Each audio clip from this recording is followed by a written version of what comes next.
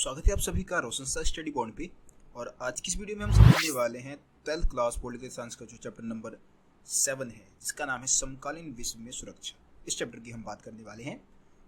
इस चैप्टर के ऊपर मैं आप लोगों को एक वीडियो पहले ही प्रोवाइड करा चुका हूँ, जिसमें हम लोगों ने सुरक्षा का अर्थ, सुरक्षा के जो दो प्रकार है, पारंपरिक धारणा और अपारंपरिक धारणा है, उसके बारे में हमने बात किया था। जिसमें से हमने पारंपरिक धारणा में जो बाहरी खतरे के स्रोत है, मतलब बाहरी खतरा और जो आंतरिक खतरा है, उसके बारे में हमने बात कर लिया था।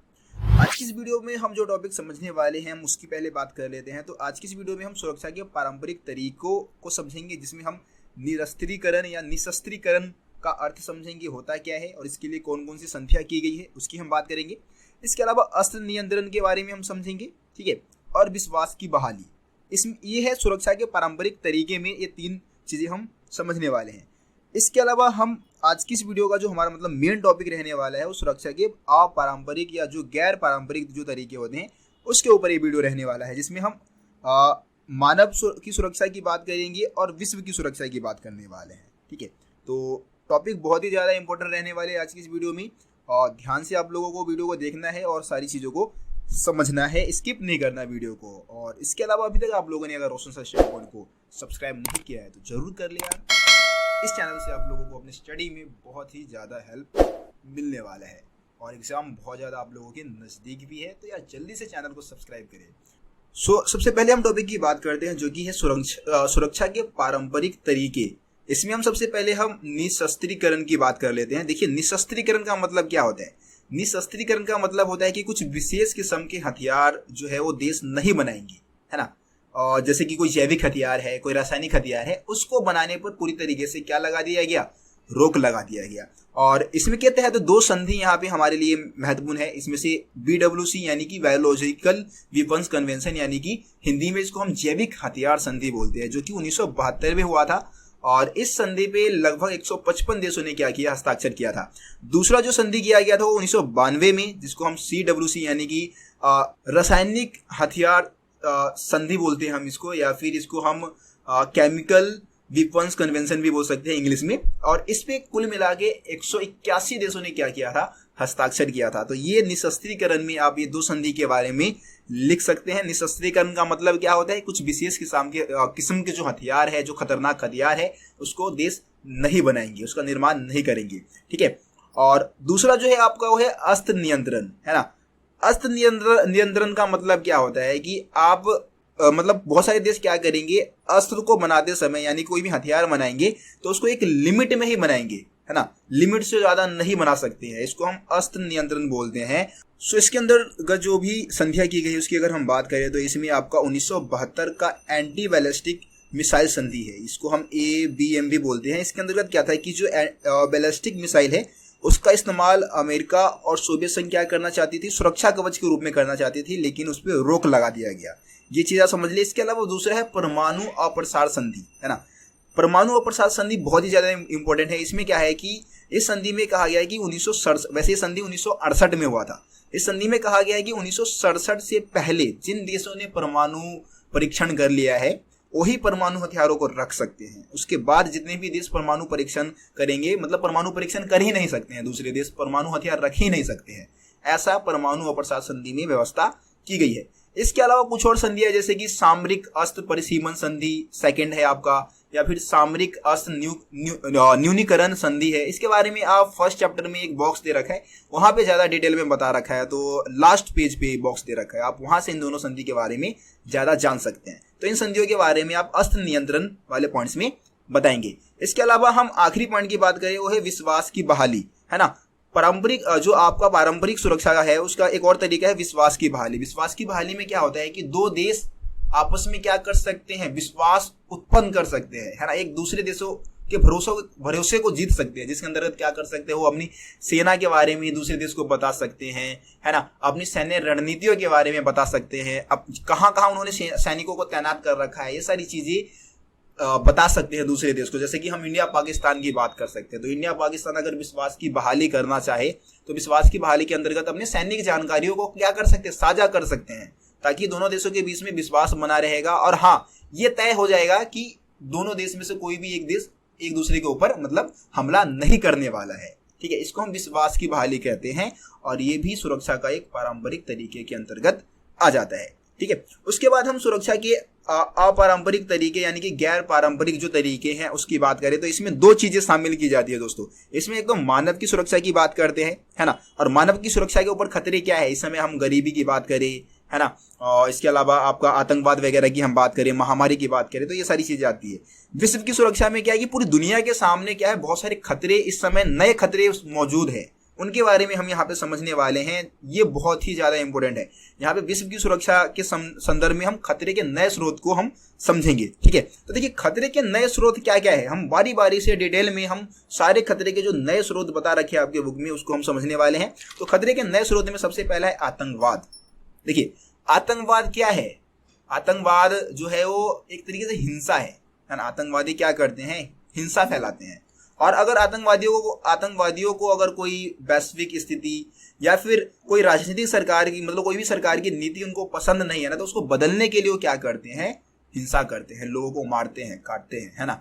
और इसके लिए वो क्या करते हैं, जैसे जो हवाई जहाज है उसको हाईजैक कर लिया, या फिर कहीं भीड़ भाड़ वाले जगह पे, रेलवे स्टेशन पे, वहां पे जाके बम लगा दिया, विस्फोट कर दिया। तो ये आतंकवादी गतिविधि के अंतर्गत आ जाते हैं और काफी ज्यादा लोग आतंकवाद के कारण मारे जाते हैं, है ना। इसके अलावा दूसरा है आपका वैश्विक निर्धनता।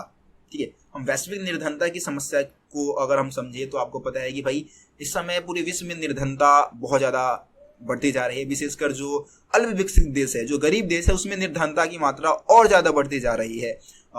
ऐसा एक डाटा है, उसके अकॉर्डिंग अगर हम इस समय की बात करें तो पूरी दुनिया की आबादी हम 800 करोड़ के आसपास हम कह सकते हैं। ठीक है, 800 करोड़ के आसपास है। और ये जो हमारा जो 21वीं सदी के मध्य तक ये 1000 करोड़ को टच कर जाएगा या उससे भी अधिक हो जाएगा। तो जनसंख्या लगातार बढ़ेगी। अब कुछ देश ऐसे हैं जहां पे क्या है, प्रति व्यक्ति आय बहुत ज्यादा रहेगा, है ना, और वहां पे जनसंख्या कम रहेगी तो वो देश और ज्यादा आगे चल के अमीर होते चले जाएंगे।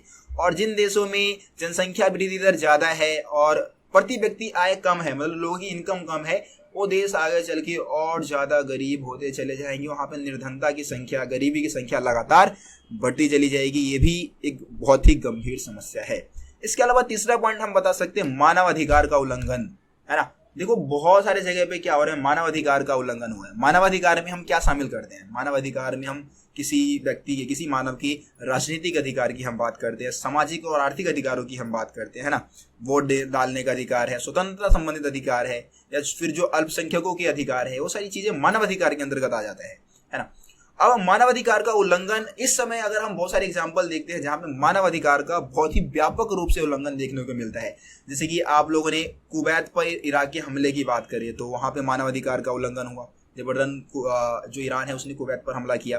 ठीक है, इसके अलावा पूर्वी तिमोर में जो इंडोनेशियाई सैनिक है उनका जो भी मतलब हमला हुआ वो भी मानवाधिकार के उल्लंघन का एग्जाम्पल प्रस्तुत करता है। और मानवाधिकार के बारे में भी आप चीजें बता सकते हैं। उसके बाद चौथा आप जो खतरे का जो नया स्रोत आप बता सकते हैं वो है शरणार्थियों, है ना, शरणार्थियों की समस्या। देखिए इस समय पूरी दुनिया में शरणार्थियों की समस्या बहुत ही गंभीर समस्या है।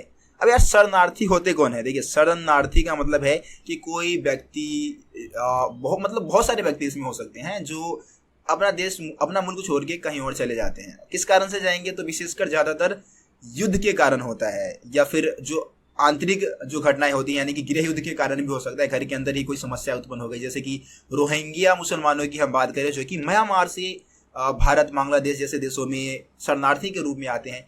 या फिर आप लोगों ने बांग्लादेश का एग्जाम्पल 1971 में हमारे देश में बहुत सारे बांग्लादेशी शरणार्थी आ गए थे। किस कारण?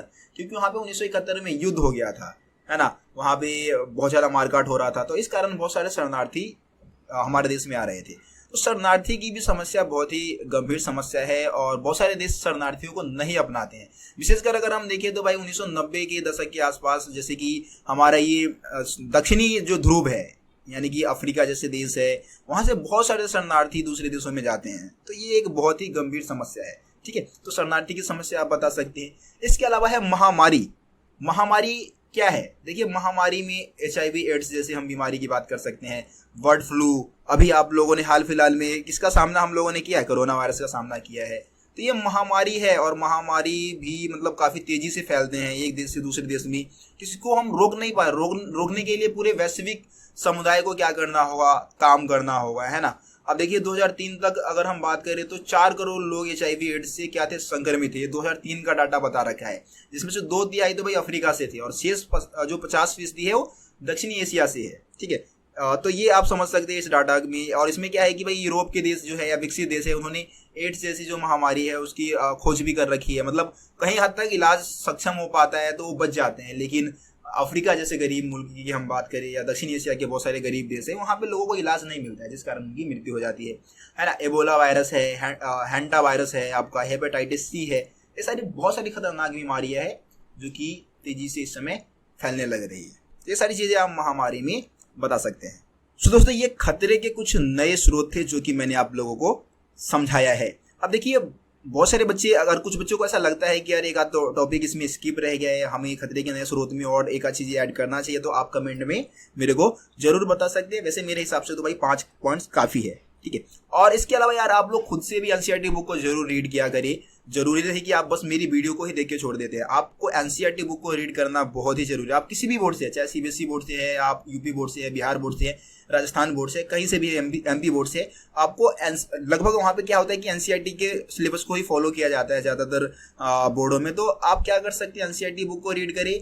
वीडियो को देखने के बाद NCERT बुक को तो जरूर से जरूर रीड करें, ठीक है। नोट्स आप खुद से बनाए, बाकी आप रोशन साई स्टडी पॉइंट के नोट्स को भी डाउनलोड कर सकते हैं। सारे लिंक मैंने डिस्क्रिप्शन में दिए हुए हैं, तो वहाँ से जाके आप नोट्स को डाउनलोड कर सकते हैं। तो दोस्तों मिलते हैं फिर आप लोगों से अगले वीडियो में। आज के लिए इतना ही, तब तक के लिए जय हिंद, जय भारत, अपना ख्याल रखें।